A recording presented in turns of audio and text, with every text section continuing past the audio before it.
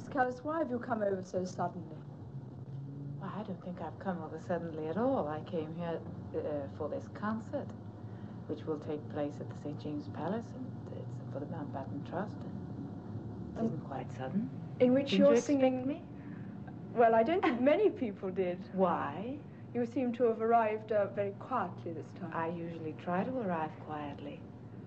Well, you're singing with Sir Malcolm Sargent, aren't you? He's accompanying you on the piano. Yes, and with Yehudi Menuhin. So I assume that Sir Malcolm is one conductor with whom you're on very good terms. I am always on best terms with all conductors. I wouldn't like this to go ahead, miss. No. In fact, a lot of unfair things have been said about Maria. Her cancellation record was not as the world believed it to be at all. She cancelled relatively rarely. She was too much of a professional to be cancelling. But equally, it was this whole question with her of whether or not she actually felt the chemistry was right to enable her to give the standard of performance that she thought she ought to be giving, because she had no desire to shortchange the public, and she had no desire to shortchange herself. And she was always determined, when she got out on that stage, to give the public, state it crudely, value for money. She was going to say, here I am, and this is how I perform and how I sing. And if she felt she was going to be a notch or two below what she regarded as her high standards, then you could be in difficulties with her.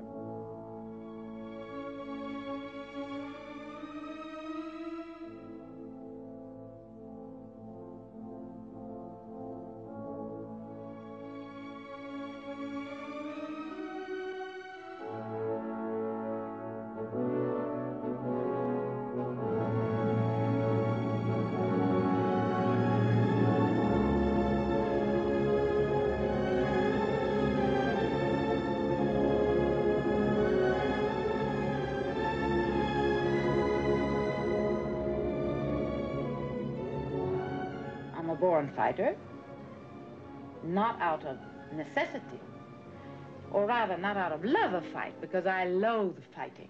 I'm sick to the stomach after it. But if I have to defend myself, I have that much pride to say, well, there's no way out. Go ahead and defend yourself. I thought I would become great, to be able to have freedom of movement, in other words, stability, happiness, to be able to perform better under the best circumstances, under the best mental frame of mind, and all that. Well, it was a lie. It's not true. The more famous you become, the more difficult things are. And it's freedom of the press and none of our freedom. Do I have freedom? I can't justify myself. I cannot live a normal life. It's a long, lonely life.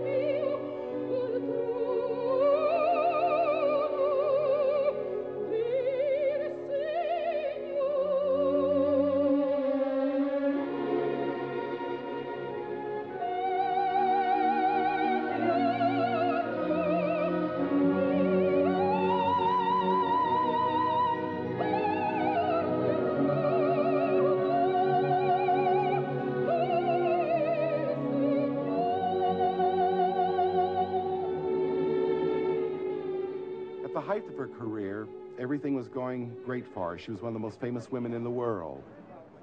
But there was this, what would you call it, fatal flaw that you find in classic Greek tragedy. Up until this time, it had been all work and no play. She had had love from Meneghini, her husband, or you might better say security.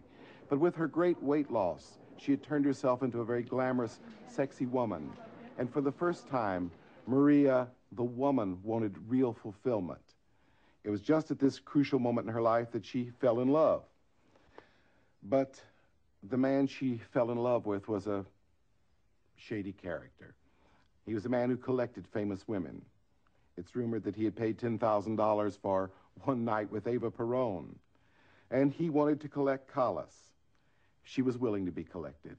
After all, this was the period in which Maria, the woman, wanted to be on an equal footing with Callas, the artist.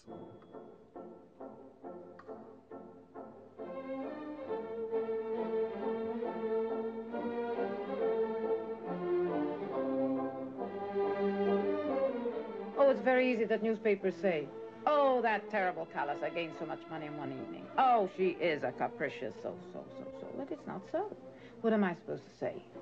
The general manager that was supposed to, that I had warned him and had told him I would be sick, and if there is a double, and if there is not, what will happen, and that these people say, for instance, something like the Rome. I told him I'm not well. Now, something might come wrong. What is the person who is my double? Nobody can double Callas.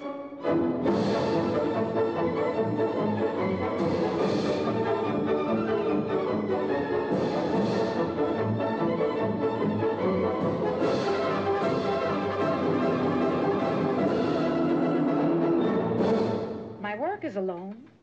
It is creation. So you have to be alone to do that. But on the other hand, when you work, it would be so nice to be able to come home and have a nice, honest shoulder to lean on. I had hoped that of my husband. I was so wrong.